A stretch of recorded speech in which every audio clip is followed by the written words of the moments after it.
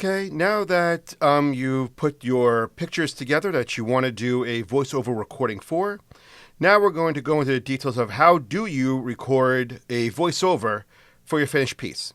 So the first thing you need to do is go into the hardware settings in Adobe Premiere. So let me show you that. If you go to Premiere Pro, Preferences, Audio Hardware, that's where you're going to see the options for how you're going to do your voiceover.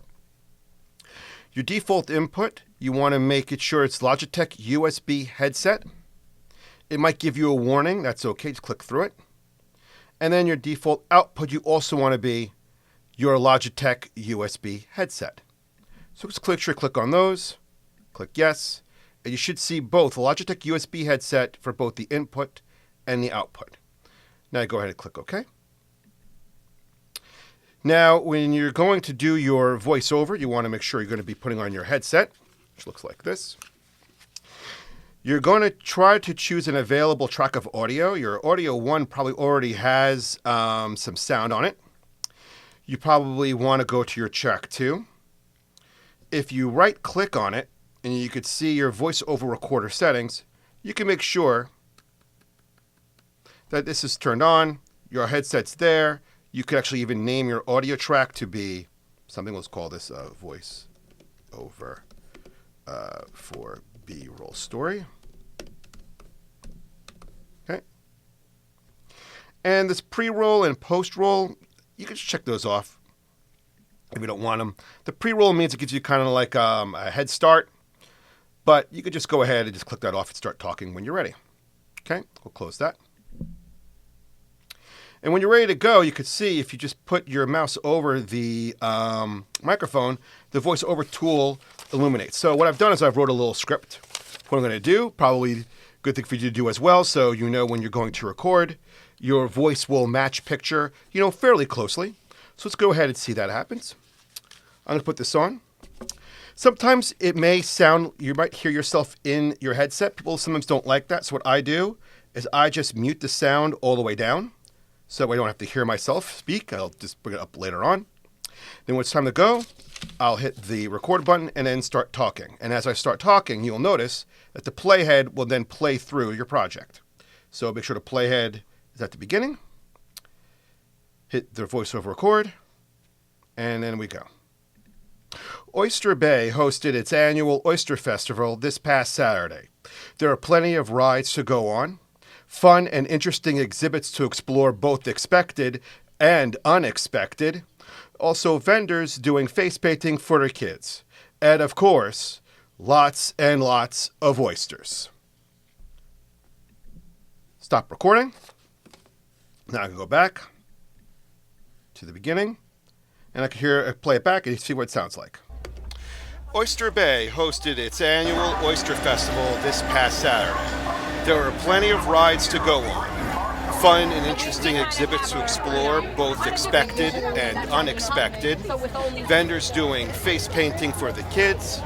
And of course, lots and lots of oysters. All right, that worked pretty good. I'll take that.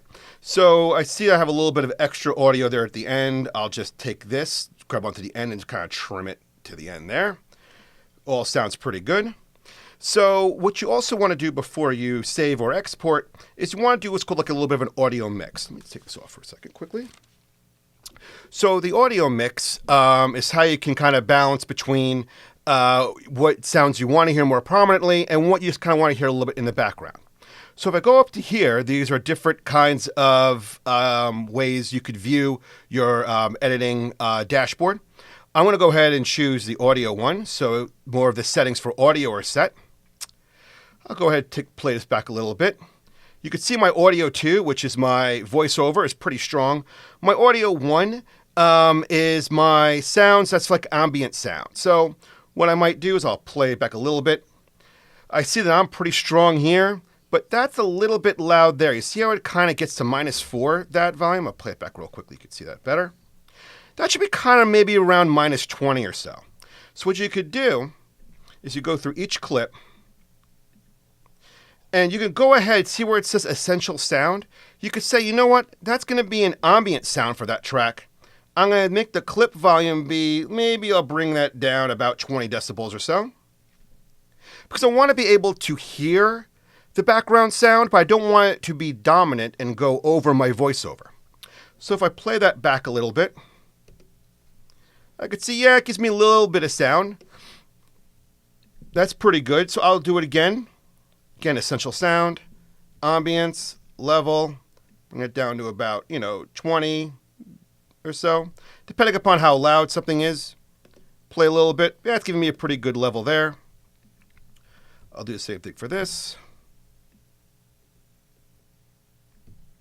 Okay. Still want to be able to hear myself, but a little bit of the sound in the background. Let's go more times. Again, click on the ambient sound, bring it down to maybe -20. So you see the unexpected one kind of, it didn't have the sound chest for that, so we'll do that again. Ambience, level, bring that down 20 or so. And then there should be one more. Maybe two more, sorry. This is the face painting clip, so I'll bring that down a little bit. There wasn't much sound on that one, so I don't need to bring it down too much. Okay. And then my last clip, which is the oysters. Again, it's ambience. That's the background sound. Bring it down to about -15 or so. Play that. Okay, that seems to be pretty good. I have a pretty good mix. Maybe I'll tweak it a little bit later on. If I want to hear that background sound a little bit stronger, a little bit lighter, I now have my settings in my audio file. And then basically that's it. And one more video we have to go is to how to export this in order to make a clip. We'll see you there.